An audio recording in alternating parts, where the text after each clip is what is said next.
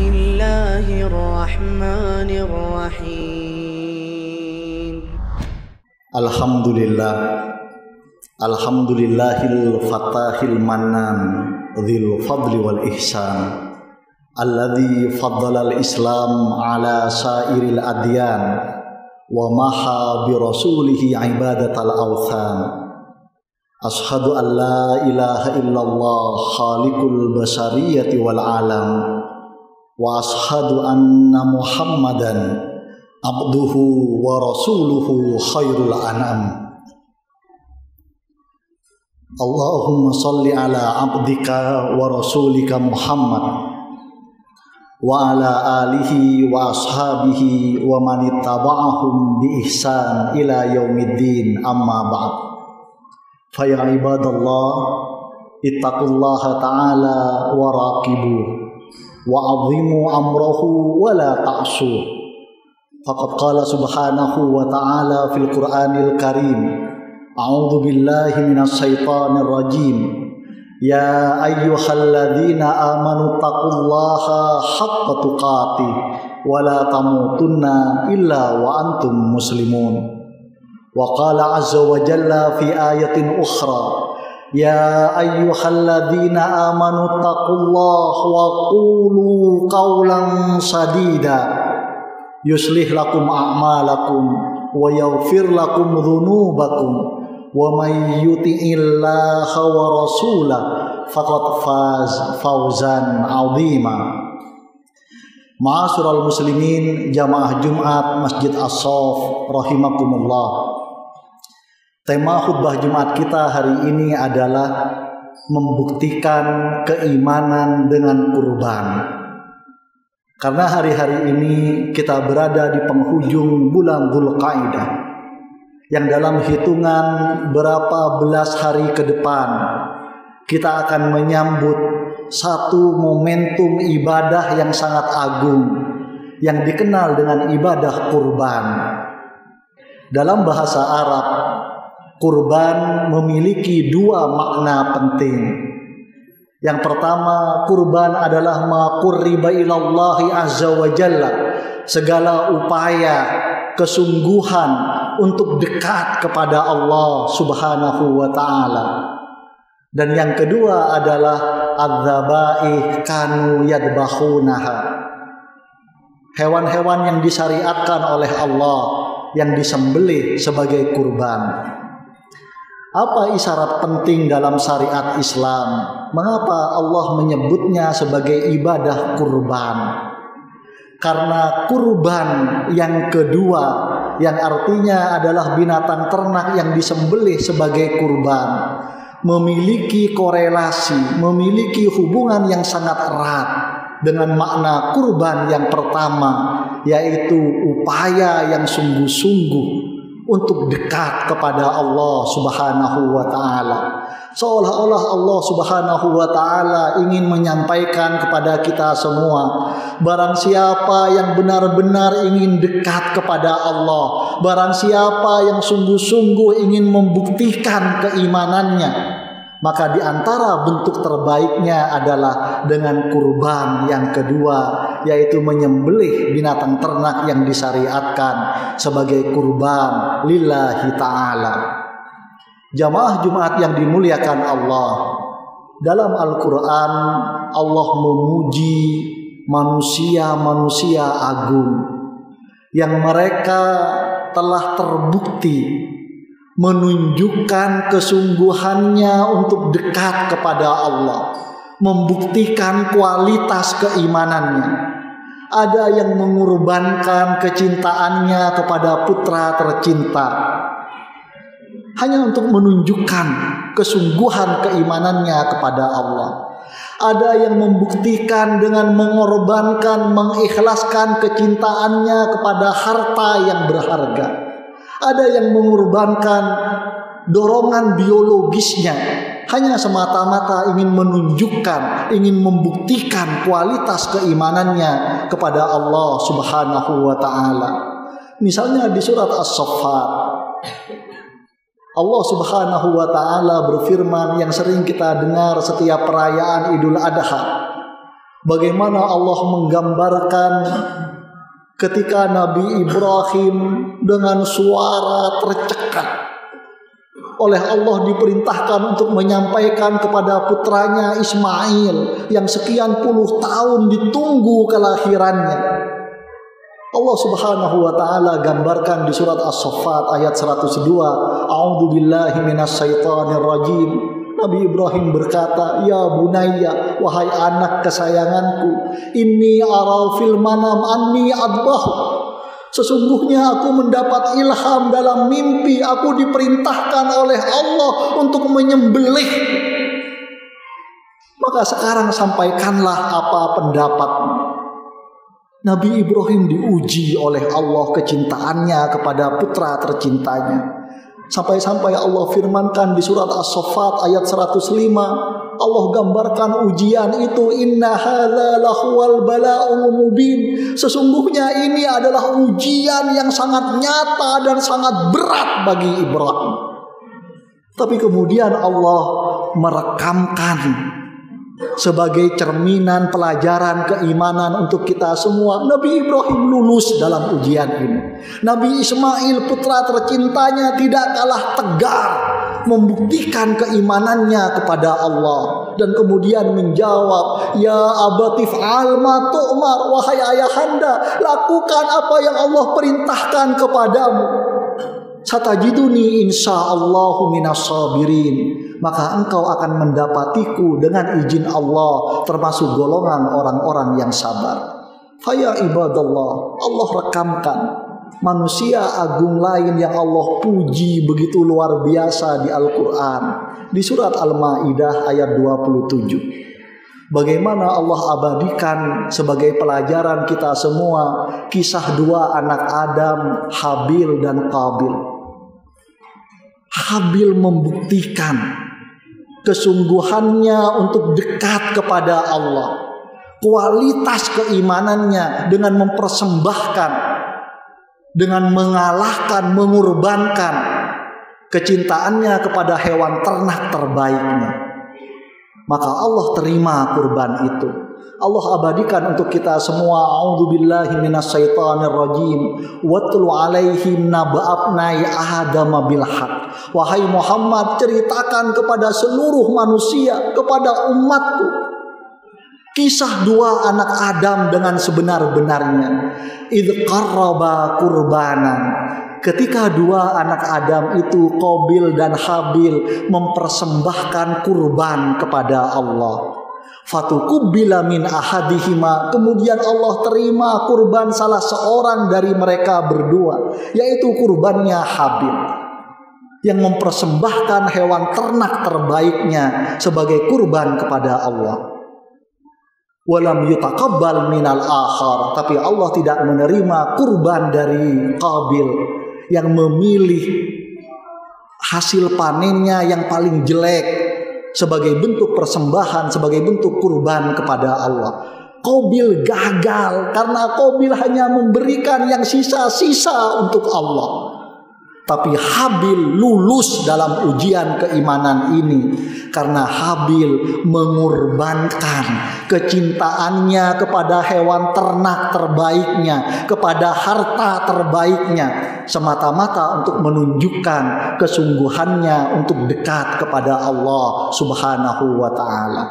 Faya ibadallah, di surat Yusuf Allah juga abadikan untuk kita bagaimana Allah memuji begitu luar biasa nabinya Yusuf alaihi salam, yang oleh Allah diuji dengan dorongan biologisnya. Bagaimana Yusuf di masa mudanya di puncak dorongan biologisnya, tapi mampu mengorbankan dorongan biologisnya semata-mata untuk membuktikan keinginannya, kesungguhannya diridhoi oleh Allah Subhanahu wa ta'ala. Allah abadikan kisah yang luar biasa dari surat Yusuf. Misalnya di ayat 31 Allah gambarkan, falamma ra'ainahu akbarnahu wa qatta'na aydiyahum.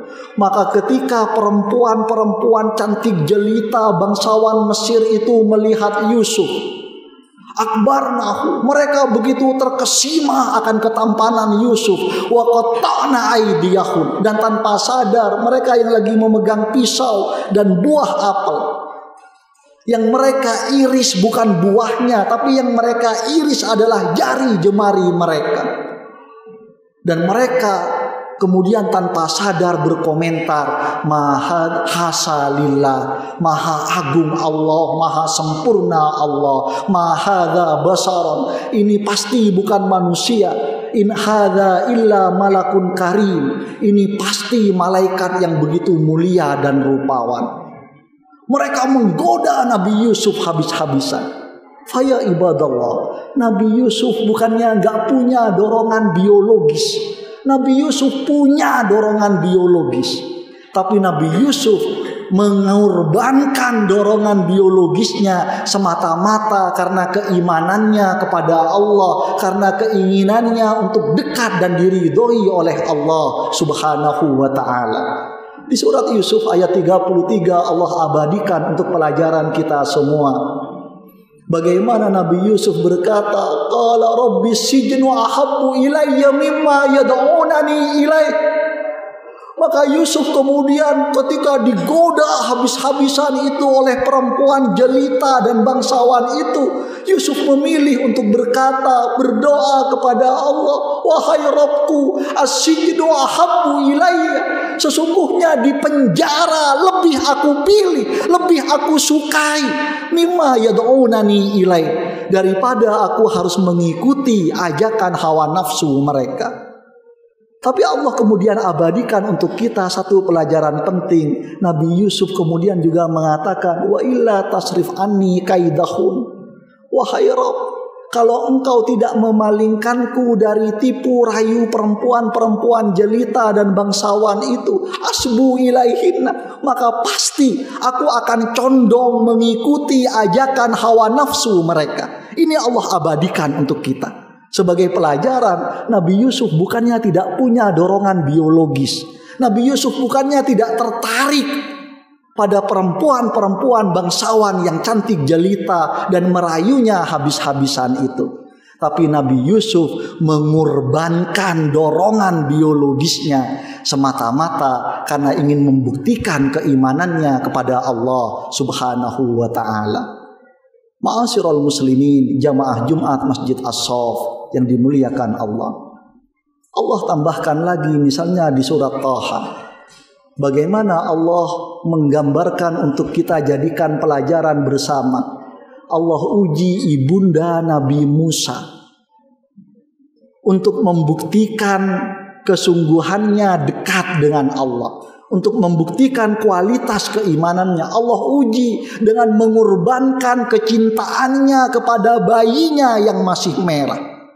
Allah abadikan di surat Taha ayat 38, a'udzu billahi minasyaitonir rajim, id auhayna ila ummika ma yuha, maka ambillah pelajaran baik-baik ketika aku ilhamkan kepada ibumu apa yang diperintahkan kepadanya. Apa yang Allah perintahkan? Anikdhi fihi fit tabut, masukkanlah bayimu yang masih merah itu. Bayi laki-laki yang masih merah itu, yang diancam oleh Fir'aun, karena Fir'aun bermimpi bahwa akan lahir di bulan itu bayi laki-laki dari Bani Israel yang akan meruntuhkan kekuasaan dan kerajaannya. Maka Fir'aun kemudian memerintahkan kepada hulu balangnya, semua panglima dan prajuritnya, berkelilinglah negeri Mesir. Kalau adaan bayi laki-laki yang lahir dari Bani Israel, langsung bunuh saat itu juga. Maka di tengah kekhawatiran itu Allah memerintahkan ibunda Nabi Musa yang baru melahirkan bayi yang masih merah, anikdhi fihi fit tabut, masukkanlah bayimu yang masih merah itu ke dalam peti. Fakdhi fihi fil yam, kemudian hanyutkanlah peti dan bayimu itu di aliran sungai Nil. Jamaah Jumat yang dimuliakan Allah, tanyakan pada istri kita masing-masing, ibu yang mana yang tidak merasa berat, begitu luar biasa diuji dan diperintahkan oleh Allah Bayi yang masih merah diperintahkan dimasukkan ke dalam peti dan kemudian diperintahkan dihanyutkan ke sungai. Tidak cukup itu, Allah bahkan memberikan gambaran kepada ibunda Nabi Musa, falyulkihil yammu bisahil ya'khudhu aduwwul li wa aduwwullah. Maka nanti aliran sungai Nil itu akan membawa peti yang berisi bayimu yang masih merah itu ke tepian, dan bayimu yang masih merah itu akan dipungut, akan ditemukan, akan diambil oleh musuhku dan musuh anakmu kelak. Allah tegaskan, ujian yang pertama diperintahkan dihanyutkan di sungai. Ujian yang kedua bahkan Allah ngasih tahu nanti yang akan mungut, yang akan ngambil adalah Fir'aun, yang justru bersumpah akan membunuh setiap bayi laki-laki yang lahir di bulan itu. Jaminan Allah hanya satu pada ibunda Nabi Musa, walitusna ala aini, dan agar engkau nanti tumbuh dibesarkan dalam pengawasanku. Hanya itu jaminan Allah. Dan Al-Quran merekam untuk kita semua, ibunda Nabi Musa juga lulus dalam ujian keimanan ini. Ibunda Nabi Musa mengorbankan kecintaannya kepada putranya, kepada bayi laki-lakinya yang masih merah, semata-mata untuk membuktikan keimanannya kepada Allah dan kesungguhannya untuk dekat dengan Allah Subhanahu wa ta'ala. Ma'asyiral muslimin, jamaah Jumat Masjid As-Saff yang dimuliakan Allah. Maka kalau misalnya keluarga kita dalam hitungan berapa belas hari ke depan, kalau misalnya istri kita ada yang mau mengorbankan gelang emasnya, kecintaannya pada perhiasannya semata-mata untuk berkurban, maka mudah-mudahan dukunglah istri kita. Mudah-mudahan pengorbanannya itu oleh Allah dinilai selevel dengan pengorbanan Nabi Ibrahim dan Nabi Ismail, dengan pengorbanan Habil, dengan pengorbanan Nabi Yusuf, dengan pengorbanan ibunda Nabi Musa. Kalau anak kita misalnya yang awalnya nabung untuk beli gadget, tiba-tiba oleh Allah diberikan hidayah mengorbankan kecintaannya, keinginannya untuk ganti gadget semata-mata untuk beli hewan kurban, maka kita harus dukung ini. Dan kita sebagai kepala keluarga jangan sia-siakan. Masih ada kesempatan berapa belas hari ke depan. Kalau kita masih punya keinginan duniawi, jangan lewatkan kesempatan untuk berkurban. Kurbankanlah keinginan dan rencana duniawi kita itu. Beli ridho Allah, beli kedekatan dengan Allah, dengan mengalahkan keinginan-keinginan duniawi kita. Mudah-mudahan oleh Allah Subhanahu wa ta'ala itu akan diterima seperti pengorbanan manusia-manusia agung yang diabadikan dalam Al-Quran. Barakallahu li walakum fil Quranil Karim, wa nafa'ani wa iyyakum bima fihi minal ayat wa dzikril hakim, wa taqabbalallahu minni wa minkum tilawata, innahu huwas sami'ul alim.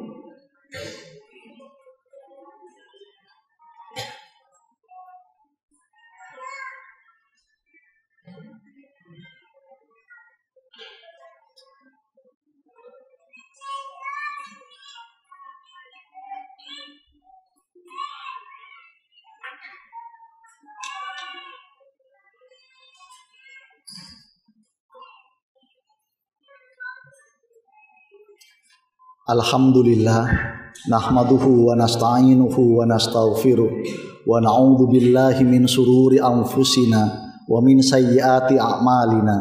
May yahdihillahu fala mudhillalah wa may yudlil fala hadiyalah. Ashhadu an la ilaha illallah wahdahu la syarikalah wa ashhadu anna Muhammadan abduhu wa rasuluh. Fa ya ibadallah, ittaqullaha ta'ala haqqa tuqatih. Faqad qala subhanahu wa ta'ala fil Qur'anil Karim, a'udzu billahi minas syaitonir rajim, innallaha wa malaikatahu yusholluna 'alan nabi ya ayyuhalladzina amanu shollu 'alaihi wa sallimu taslima. Allahumma sholli 'ala 'abdika wa rasulika Muhammad wa 'ala ali 'abdika wa rasulika Muhammad kama shallaita ala abdika wa khalilika Ibrahim wa ala ali abdika wa khalilika Ibrahim wa barik ala Muhammad wa ala ali Muhammad kama barakta ala Ibrahim wa ala ali Ibrahim fil alamin innaka Hamidum Majid. Allahumma ighfir lil muslimin wal muslimat wal mu'minin wal mu'minat al ahya'i minhum wal amwat. Allahumma inna nas'aluka imanan kamila wa yaqinan sadiqa wa rizqan wasi'an halalan tayyiban wa qalban khashi'a wa lisanan dzakira wa taubatan nasuha wa taubatan qoblal maut wa rahatan indal maut wa maghfiratan wa rahmah ba'dal maut wal afwa indal hisab. Rabbana a'inna ala dzikrika wa syukrika wa husni ibadatik. Rabbighfirli wa liwalidayya warhamhuma kama rabbayani shaghira. Rabbana atina fid dunya hasanah wa fil akhirati hasanah wa qina adzabannar. Ibadallah, innallaha ya'murukum bil adli wal ihsan wa ita'i dzil qurba wa yanha 'anil fahsya'i wal munkari wal baghi ya'idzukum la'allakum tadhakkarun. Fadhkurullahal 'azima yadhkurkum washkuruhu 'ala ni'amihi yazidkum wa la dzikrullahi akbar. Alhamdulillahi rabbil alamin.